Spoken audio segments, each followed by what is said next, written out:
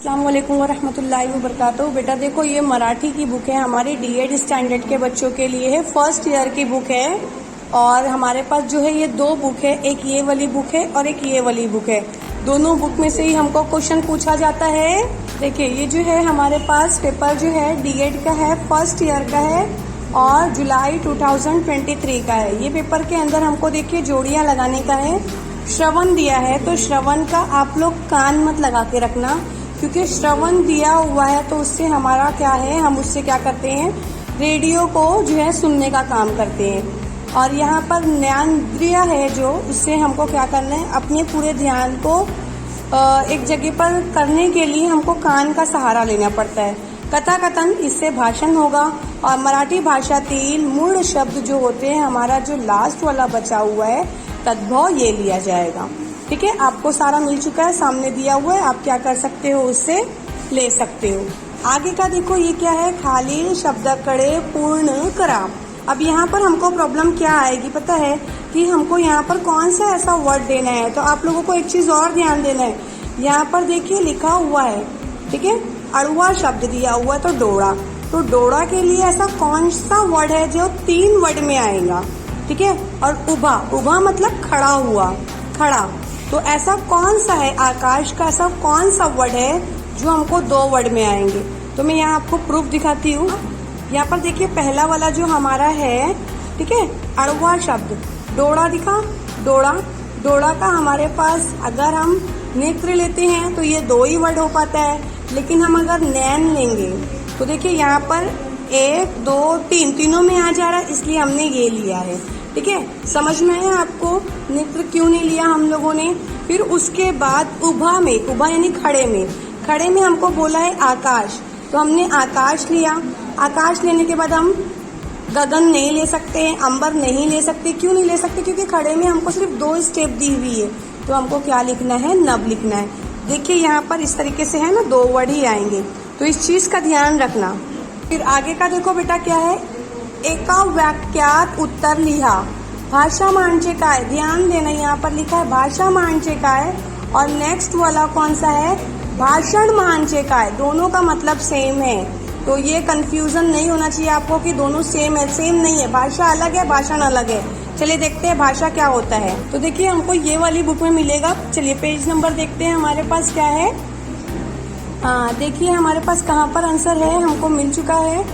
यहाँ पर देखो क्या लिखा है, भाषा महांचे, मतलब भाषा मतलब क्या, भाषा महांचे विचार जो हमारे ख्यालात होते हैं, भावना जो जज्बात होते हैं, अनुभव जो उसके अंदर की हमारी जो फीलिंग्स होती है, वो कल्पना जो अंदर के ख्यालात होते हैं, व्यक्त करण्याची साधन, उसको बयान करने का जरिया।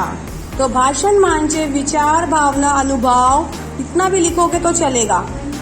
व्यक्त करण्याचे साधन, इतना लिखना है आपको। नेक्स्ट क्वेश्चन दिया हुआ है भाषण म्हणजे काय। भाषण मतलब क्या है, हमको ये देखना है। ठीक है, तो आप पहले बुक देखो, ये वाली बुक के अंदर है। अब पेज नंबर देखिए, पेज नंबर में आपको ये बहुत ज्यादा दिया जाएगा बेटा। आप लोग देखो, इस टॉपिक को लेना है, मगर हमको इसके अंदर का पूरा नहीं लिखना है, बल्कि हमको क्या करना है, यहाँ पर दिया हुआ है भाषण म्हणजे काय। तो यहाँ पर 2-3 स्टेप दी हुई, आपको जो अच्छा लगता है आप वो लिख सकते हो, ये भी लिख सकते हो, लेकिन मुझे जो अच्छी लगी है मैं आपको वो बता रही हूँ। स्वतःचे, स्वतःचे मतलब खुद, विचार खुद के जो ख्यालात है, आणि भावना जो जज्बात है, स्पष्ट जो बयान करते हैं, एक्सप्लेनेशन देते हैं, व्यक्त करण्यासाठी खुद को बयान करना, ठीक है, जो बयान करते हैं हम, म्हणजे भाषण, इसका मतलब क्या है, भाषण है। बेटा देखो, आप लोगों को प्रॉब्लम क्या होता है कि वीडियो की जो क्वालिटी है वो अच्छी नहीं है। देखिए अभी हमको यहाँ पर क्लियर नहीं दिख रहा है, तो हमको एक जो है, हमारे पास एक ऑप्शन है, हम क्या करेंगे, सेटिंग में जाएंगे। आप लोग भी अपने फोन के सेटिंग में जाइए, यहाँ पर क्वालिटी जो है, क्वालिटी के ऊपर जाइए, और क्वालिटी पे जाने के बाद आप लोग एडवांस पर जब जाएंगे तो आप यहाँ पर जाइए। तो अब देखिए कुछ ही टाइम में आपको क्वालिटी एकदम साफ दिखाई देने लगी, दिखाई दे रहा है, एकदम क्लियर क्वालिटी हो गई है। ये फोन से मैं आपको करके दिखा रही हूँ, तो आपको इतना समझ में आ रहा होगा। तो प्लीज आप लोग वैसे ही कीजिए। ठीक है, मैंने क्या बताया आप लोगों को, सेटिंग में जाना है। सेटिंग में जाने के बाद आपको कहाँ पर जाना है, क्वालिटी पर जाना है। और क्वालिटी पे जाने के बाद आप लोग एडवांस पर जाइए। एडवांस पे जाने के बाद सबसे हाईएस्ट क्वालिटी अगर आप लोग उसको टच कर दोगे तो आपकी क्वालिटी कैसी हो जाएगी, वीडियो की एकदम हाई हो जाएगी और नेट उतना ही यूज होगा, ज्यादा यूज नहीं होगा। ठीक है, क्लियर हो गया। अच्छा, अब सेकेंड चीज, अगर आप लोगों को ऐसा लग रहा है वीडियो बहुत लंबी हो चुकी है, मतलब बहुत स्लो एक्सप्लेनेशन हुआ है, तो आप यहाँ पर उसकी स्पीड पे जाइए। और स्पीड पे जाने के बाद देखिए, अगर आप लोग 2x पे जाते हो तो मैं 2 मिनट के लिए अपनी आवाज बंद करती हूँ और आप लोगों को बताती हूँ।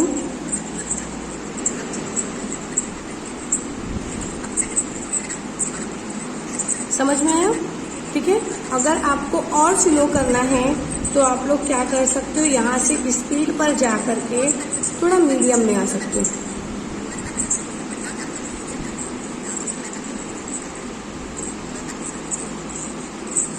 ठीक है, तो इस तरीके से मुझे ये बताना बहुत जरूरी था, आप लोग इस तरीके से कर सकते हैं। चलिए अब हम बढ़ते हैं नेक्स्ट क्वेश्चन की तरफ।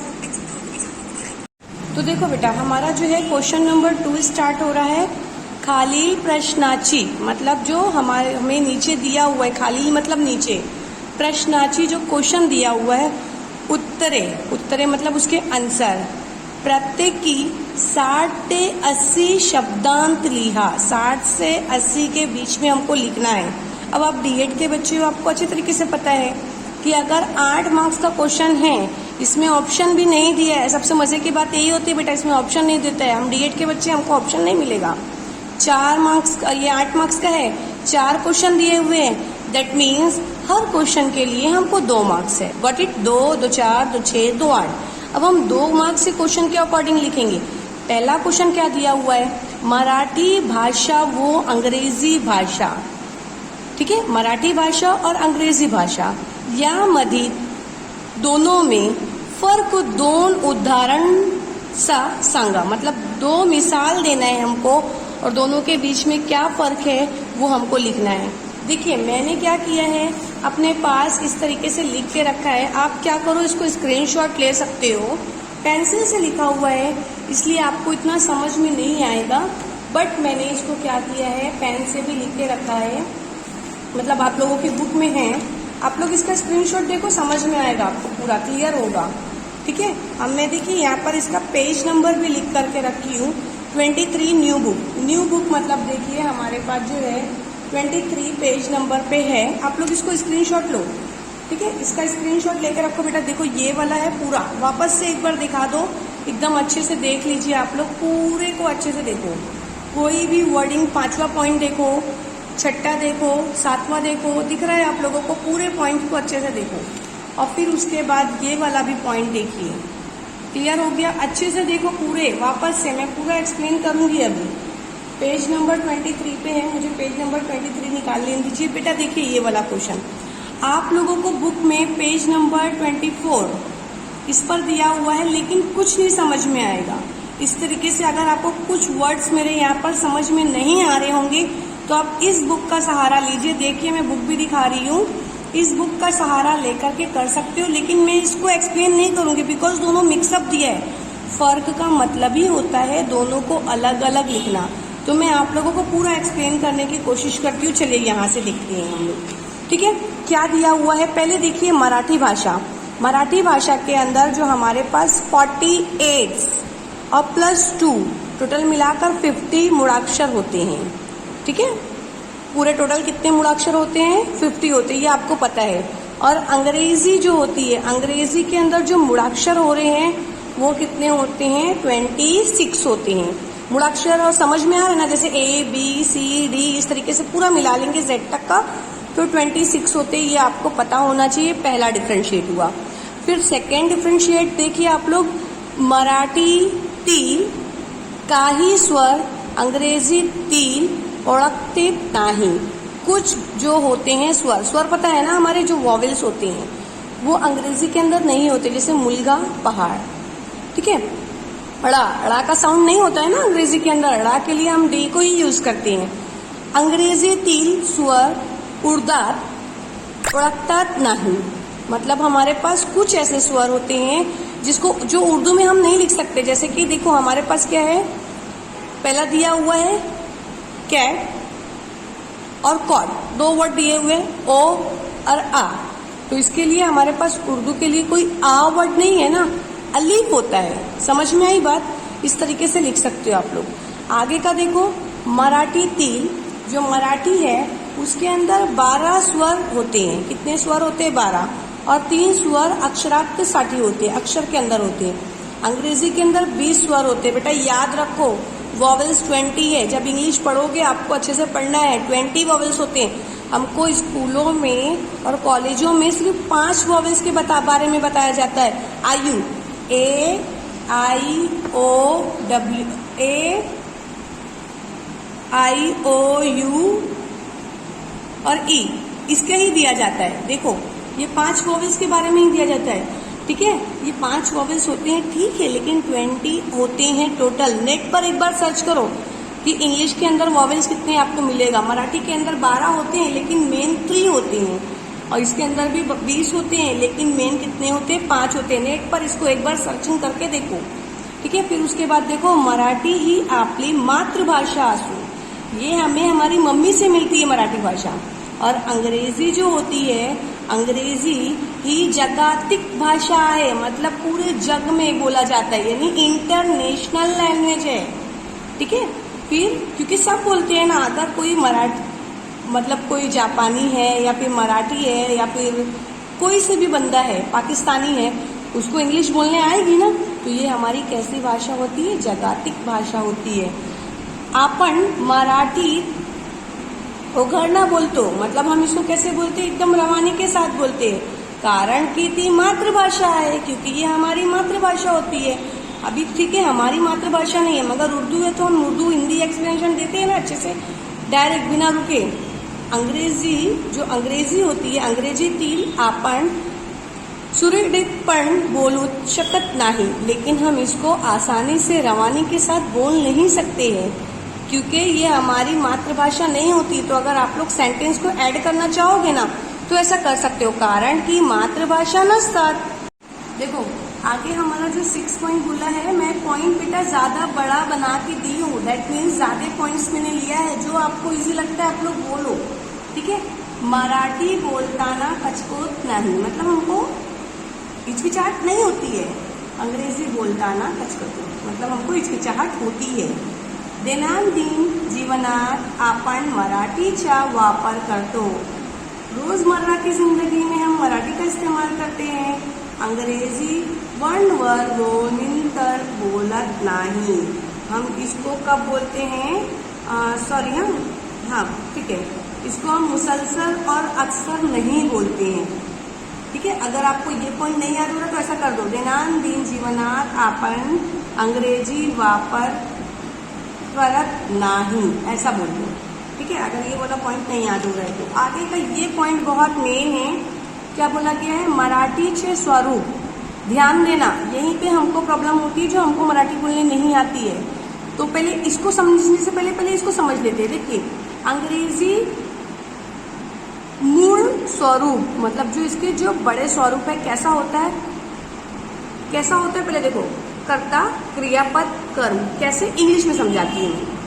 Arsalan Yeats a mango, Arsalan जो ये है ये क्या है? करता है, करता है मतलब सब्जेक्ट है, क्या है? दैट मीन्स, सॉरी हाँ मेरे हाथ में प्रॉब्लम है इसलिए मुझे लिखने में प्रॉब्लम हो रही है।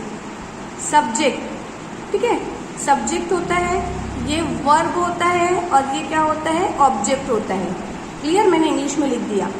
अरसलान क्या है? सब्जेक्ट है, वर्ब है और ऑब्जेक्ट है। इंग्लिश में सेंटेंस ऐसे ही बनते हैं, जब सेंटेंस फ्रेमिंग हम करते हैं ना बेटा, तो ध्यान रखा जाता है सब्जेक्ट आना चाहिए, वर्ब आना चाहिए, ऑब्जेक्ट आना चाहिए। लेकिन इंग्लिश, ये इंग्लिश का हुआ, मराठी में ऐसा नहीं होता है। मराठी में पहले कर्ता आएगा, फिर कर्म आएगा, फिर क्रियापद आएगा। एग्जाम्पल देखेंगे, अरसलान अंबा खातो, अरसलान अंबा खातो।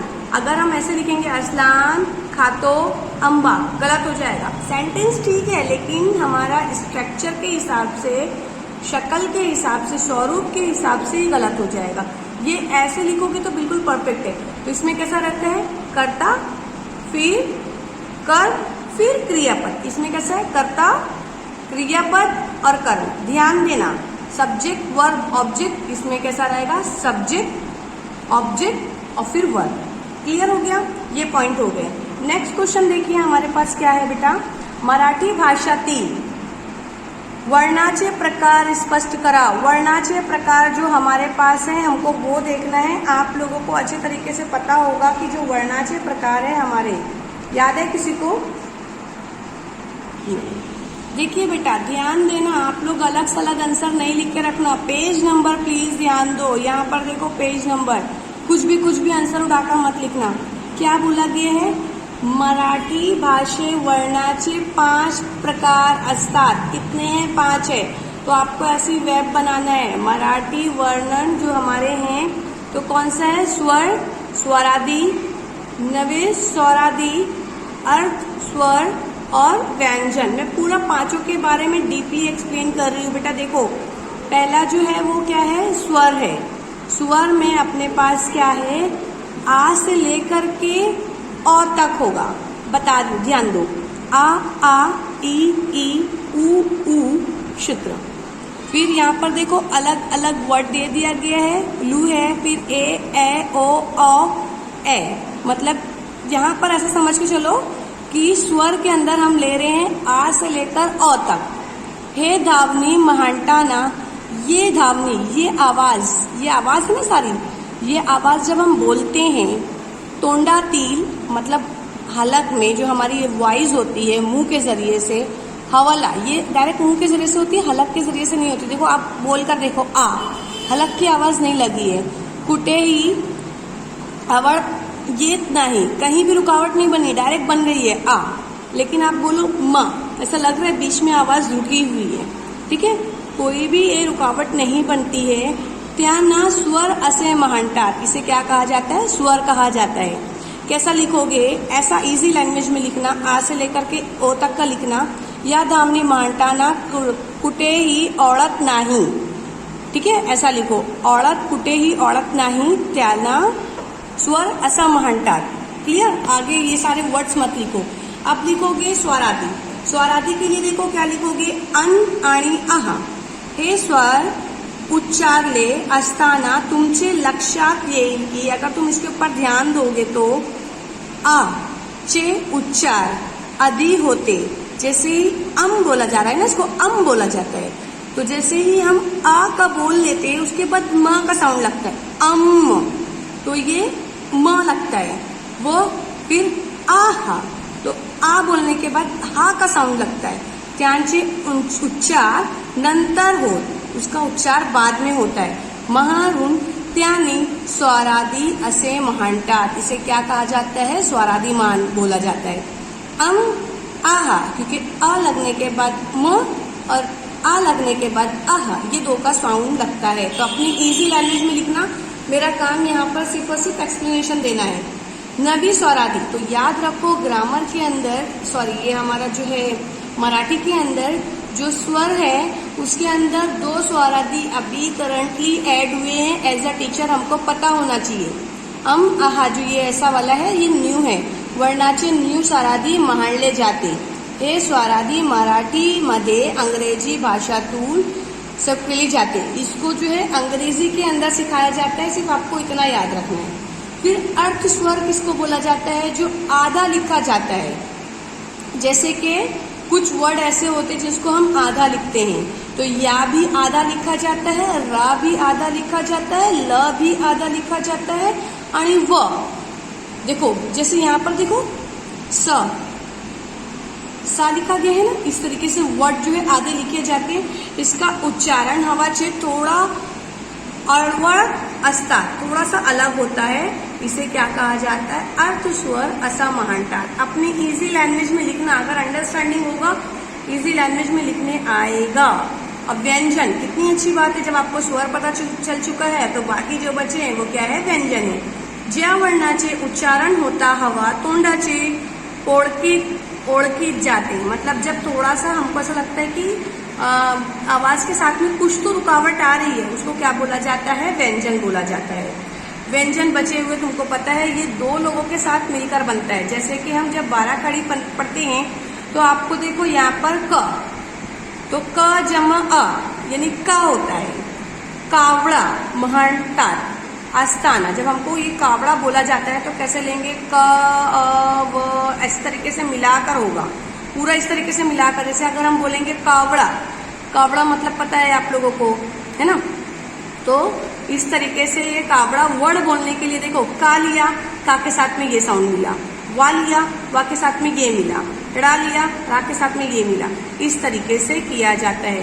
तो ये आपको पांचों चीज पता होना चाहिए। अच्छा, अब प्रॉब्लम क्या है, क्वेश्चन में क्या दिया है, मैं इस तरीके से क्वेश्चन बता रही हूँ कि 2 से 3 मार्क्स से क्वेश्चन भी रहेंगे ना, तो आप लोग कर सकते हो। आपको बोला है मराठी भाषातील वर्णाचे प्रकार स्पष्ट करा, स्पष्ट करना है, बयान करना है। तो आपको अपने लफ्जों में स्वर, स्वरादि, नवी स्वरादि, अर्ध स्वरादि और व्यंजन पांचों की डायग्राम बनाना है। पांचों की डायग्राम बनाने के बाद अपने वर्ड्स में आप लिख सकते हो 1 से 2 लाइन में, क्योंकि 1 से 2 मार्क्स का क्वेश्चन है। डायग्राम बनाने पर आपको मार्क्स मिल जा रहे हैं, उसके अंदर का एक्सप्लेनेशन करने पर आपको हाफ मार्क्स मिल जा रहे हैं। हो गया। नेक्स्ट क्वेश्चन देखते हैं। बेटा वीडियो थोड़ी लंबी होगी लेकिन आप लोगों को पूरा समझ में आएगा। कथाकथनाचे तयारीसाठी शिक्षक महाडून कोणते 2 मुद्दे विचारात घ्या। मतलब कथा कथन की तैयारी करना है हमको, स्टोरी बताना है, तो उसके अंदर एज अ शिक्षक मतलब एज अ टीचर हम कौन से 2 मुद्दे मतलब 2 मकसद कौन से ध्यान में रखेंगे। तो इसके लिए हमको क्या करना है, पेज नंबर निकाल कर मैं आप लोगों को बताती हूँ। तो देखिए कथा कथन के लिए हमको क्या है, पेज नंबर 58 मैंने ऐसा डाला है, आप लोग अपने अकॉर्डिंग देख लो। अब बुक्स मैं आपको बता देती हूँ, ये वाली बुक है, ठीक है, हर बार मैं बुक बता रही हूँ आप लोगों को। तो यहाँ पर ध्यान दो, क्योंकि कथा कथन के लिए हमको बोला है 2 मुद्दे, तो सिर्फ 2 मुद्दे हम लिख देंगे तो उसमें प्रॉब्लम होगा। पहले कथा कथन क्या है उसका थोड़ा सा प्रस्तावना लिखो। कथा कथन ही अध्यापनाची एक पद्धति आहे। ये अध्यापनाची मतलब यानी सीखने सिखाने का एक तरीका है, पद्धति मतलब तरीका है, ठीक है। पूर्ण वापर चलत असलेले रीतीनुसार मतलब माजी की रिवायत के मुताबिक जो मूल्य शिक्षक यानी क्या होता है, इकदार की तालीम और शिष्टाचार यानी आदाब, कथा कथन मूल्यमापन क्या किया जाता है, पहुंचविले जाते मतलब पहुंचाया जाता था। नहीं याद हो रहा, छोड़ दो ये सेंटेंस, सिर्फ ये लिख दो, कथा कथन ही अध्यापनाची एक पद्धति आहे, ठीक है। आगे का जो याद हो रहा है वो लिखो।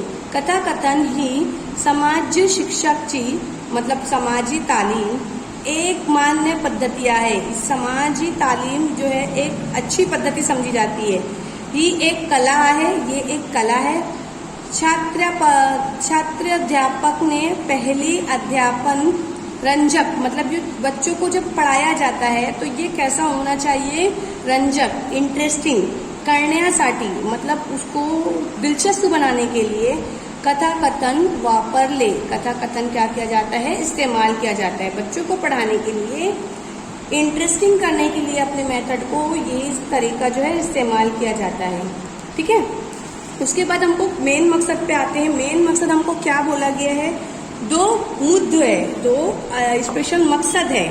तो देखो कौन सा है, श्रोत्याची मतलब सुनने वाला, जो श्रोत्याची है, श्रोत्या मतलब सुनने वाला, श्रोत्याची वेगड बच्चों की उम्र के हिसाब से, व्यक्तीचे मनातील जो बंदा है, जो व्यक्ति है उसके मनातील हेतु अनुसार कथनीचे निवड।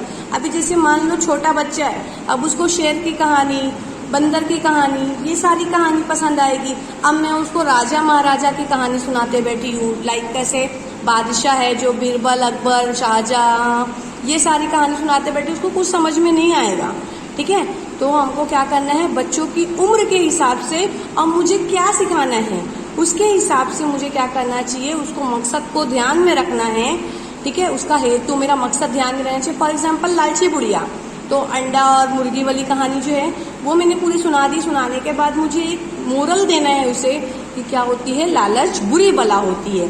तो ये बच्चे के जहन में आ गया, ठीक है। अब बच्चों के हिसाब से मतलब मैंने ये सिखा दिया।